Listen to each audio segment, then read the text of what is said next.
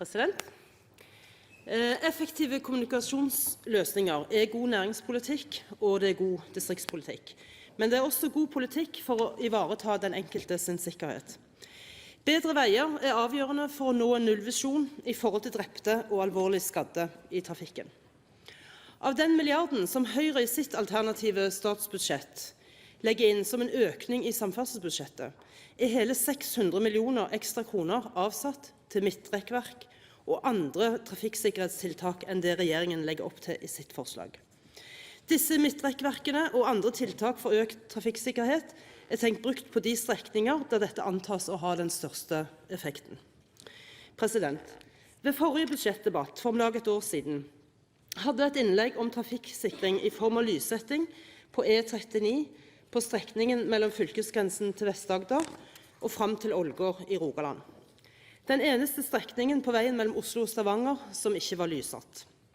Jeg hadde den gang et håp om at jeg i dag kunne rette en takk til regjeringen og statsråd Kleppa for å ha tatt denne viktige utfordringen og gjort at hele strekningen mellom Oslo og Stavanger nå hadde lys. Dessverre så kan jeg ikke rette en slik takk i dag.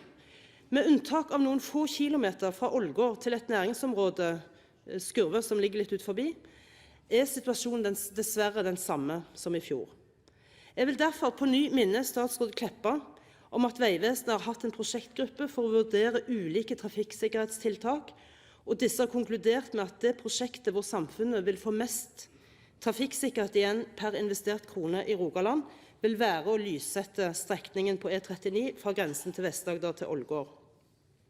Kostnaden ved å lyssette denne strekningen beregnet til om lag 58 millioner kroner.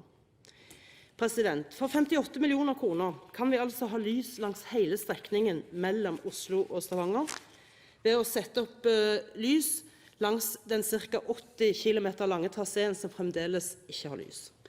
Jeg vil derfor gjenta min oppfordring og beklage at statsråd Kleppa ikke sitter i salen akkurat nå, men jeg håper at hun leser referatene, og at hun tar oppfordringen og utfordringen i forhold til å lyssette disse siste 80 kilometerne på strekningen mellom Oslo og Stavanger, som fremdeles ikke lyssatt.